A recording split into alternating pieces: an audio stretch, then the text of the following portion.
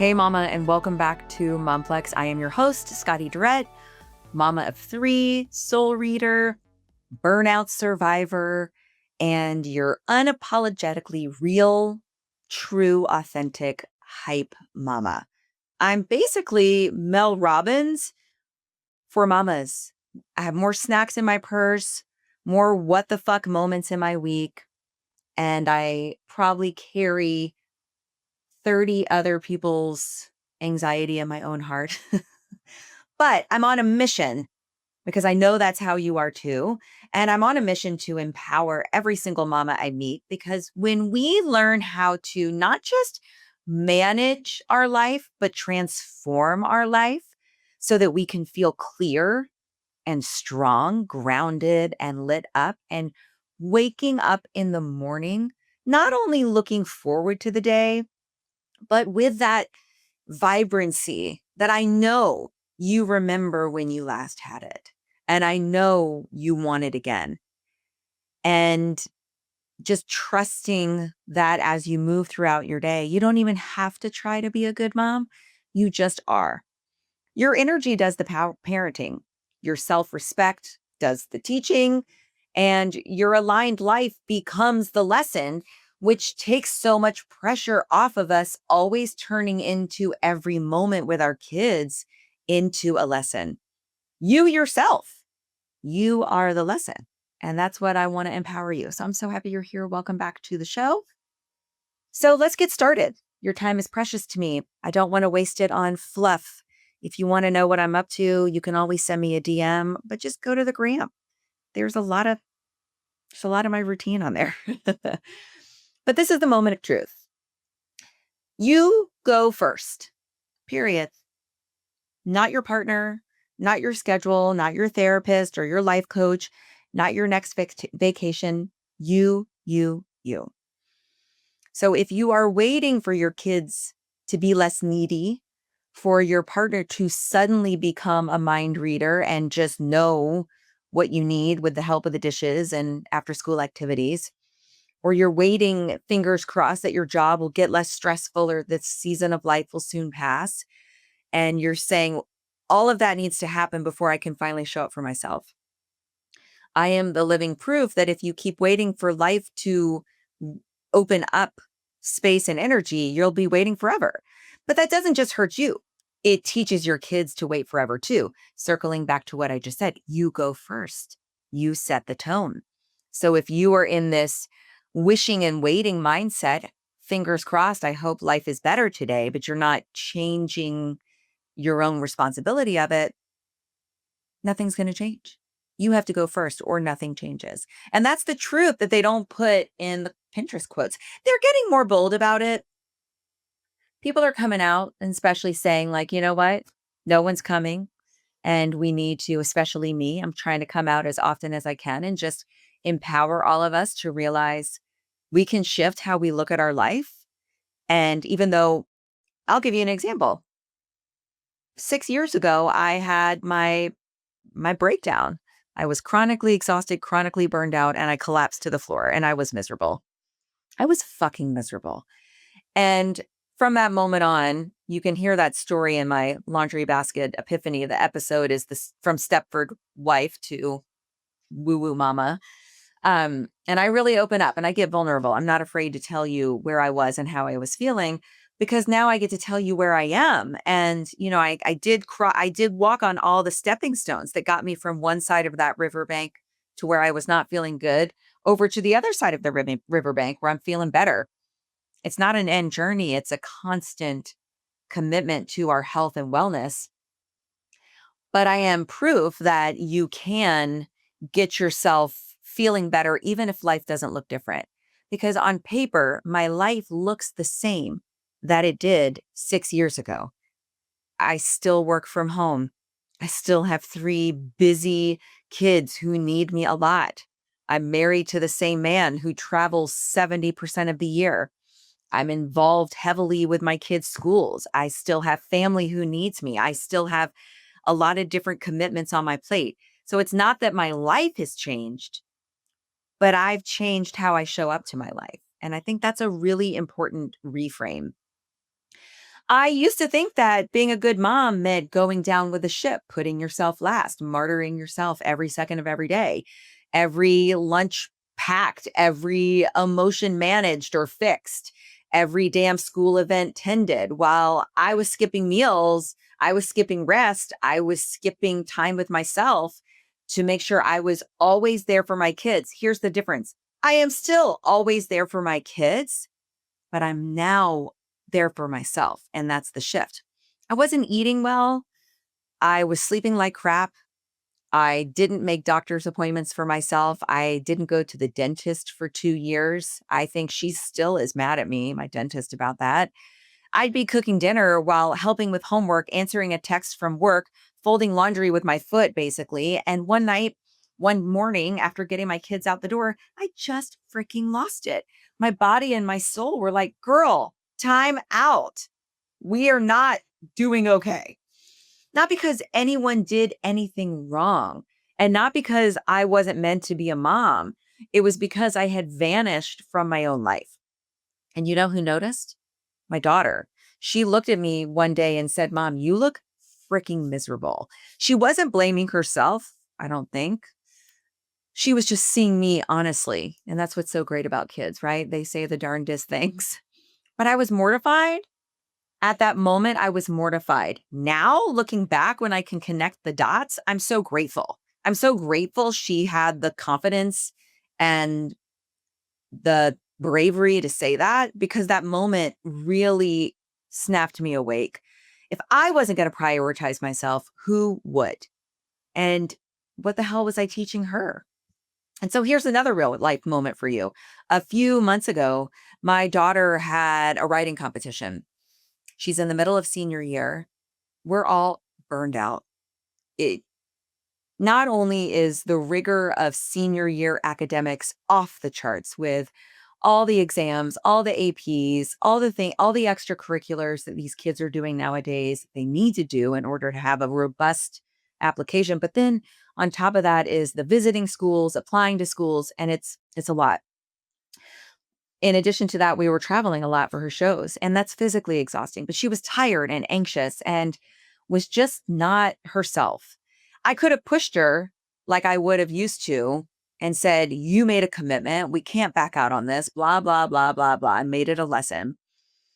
But I've been modeling something different lately.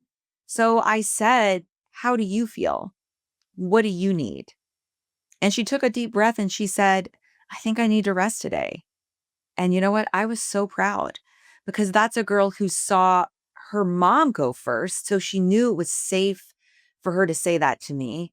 And now she knows it's okay to honor her body, her gut, her needs. And I will say, I have done a good job of also modeling an incredible work ethic.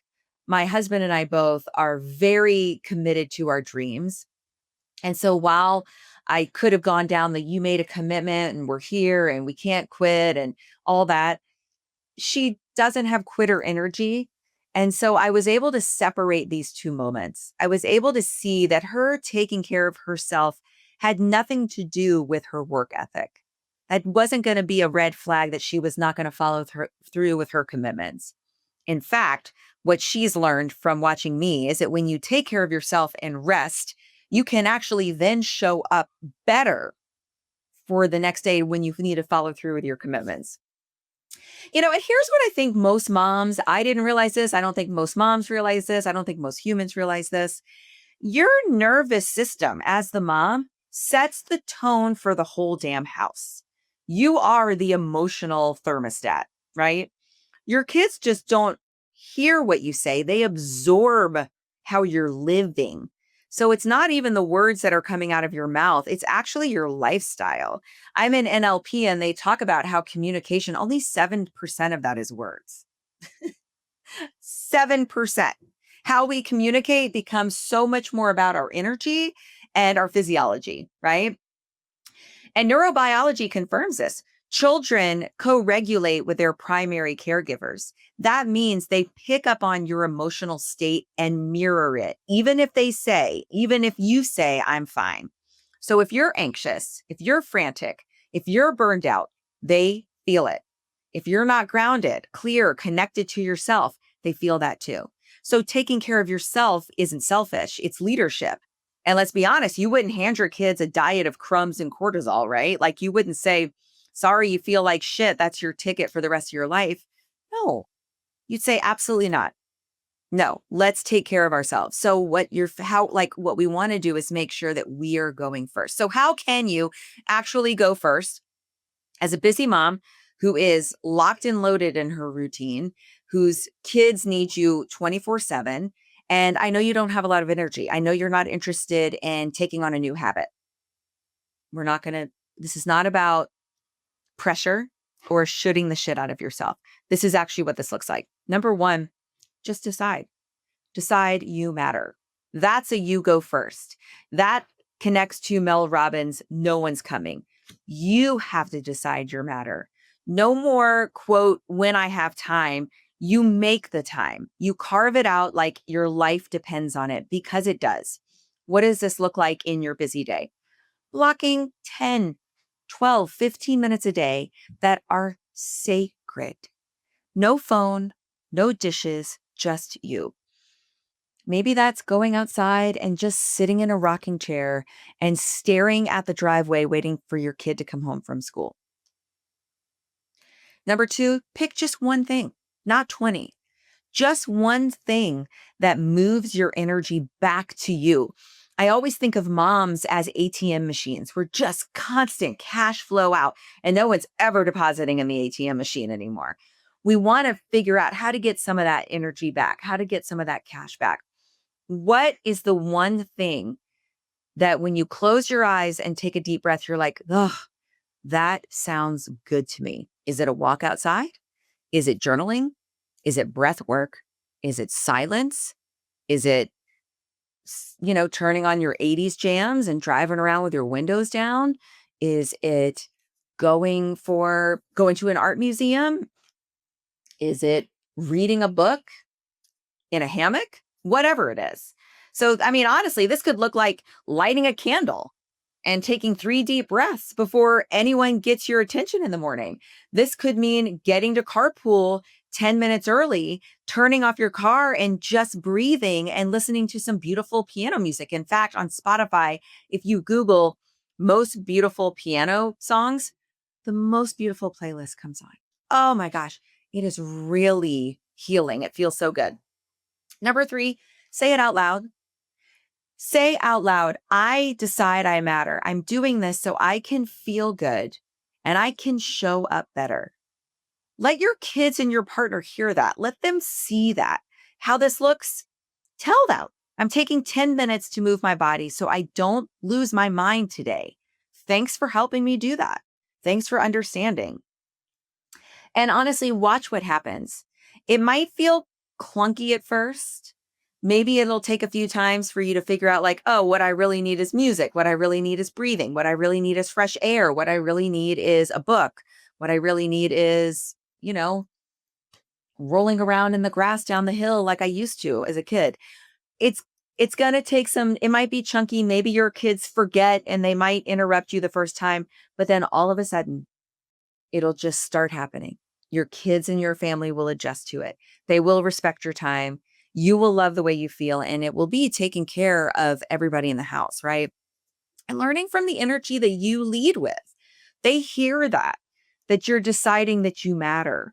And that is such a powerful, beautiful gift we can give our kids, especially, I talked about this last week, especially in today's landscape with the pressure of how hard it is to get into college, all the things they're seeing on TikTok and Snapchat and the gram, all the things that are coming out on TV. It's so much faster than it was when we were kids.